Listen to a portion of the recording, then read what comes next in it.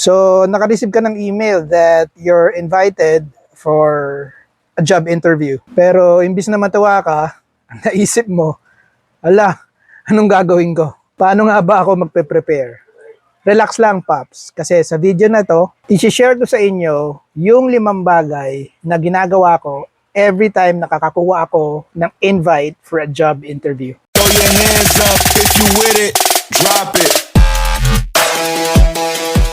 Take note, ang assumption natin dito mga Paps is tapos ka nang gumawa ng iyong customized resume at nakapasa ka na sa initial interview ng recruiter. Ang susunod mong kausap is yung hiring manager or maybe the senior manager or yung director nung kumpanyang gusto mong applyan. Okay, so yung unang-unang tip ko sa'yo is balikan mo yung job posting at saka yung job description nung role na gusto mong applyan. Kasi hindi sapat na binasa mo lang to nung nag-apply ka. Kasi kailangan mo ulit i-review ang requirements ng role at alamin kung anong mga qualifications ang pinaka-align sa experience at sa skill set mo.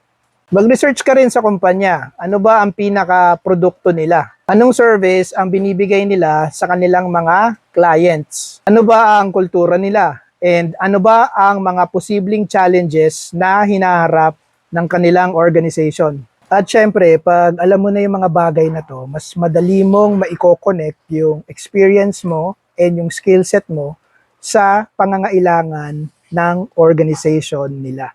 Tip number 2, gamitin mo yung AI para maghanda sa mga expected job interview questions. Isa sa mga ginagawa ko is kinaka-copy-paste ko yung mismong job posting sa ChatGPT or sa Claude.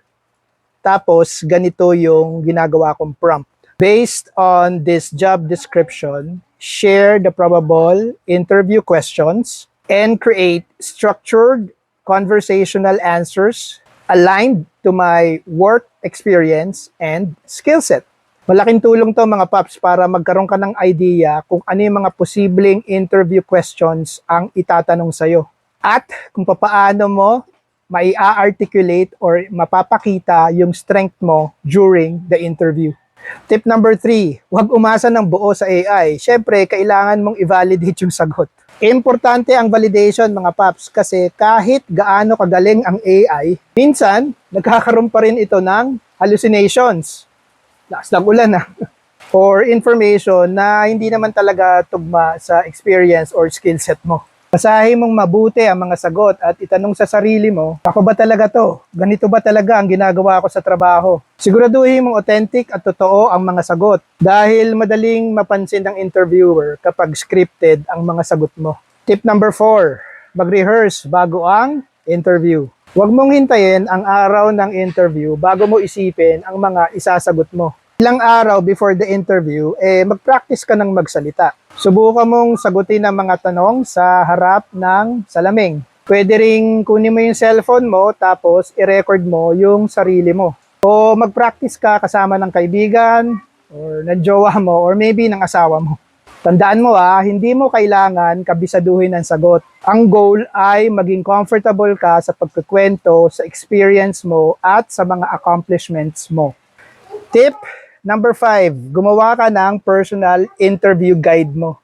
Pagkatapos ng interview, isulat mo yung mga tanong na nahirapan kang sagutin o yung mga tanong na sa tingin mo, kaya mo pang pagandahin ang sagot.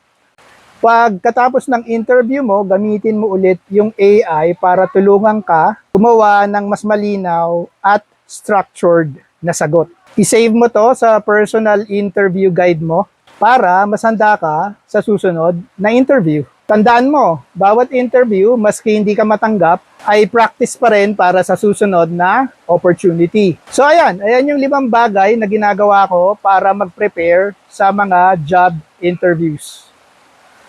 Sobrang lakas na ng ulan mga Paps. Ikaw, may interview preparation tips ka ba? Share mo naman. Lagay mo sa comment section para makatulong dun sa mga kasama natin naghahanap ng trabaho currently. At lastly, tandaan mo Paps, ang goal ng interview ay hindi para maging perfecto. Ang goal ay maipakita mo kung sino ka, ano ang kaya mong gawin, at kung bakit ikaw ang tamang tao para sa role. Yun lang. Thanks for watching. Till the next Budol.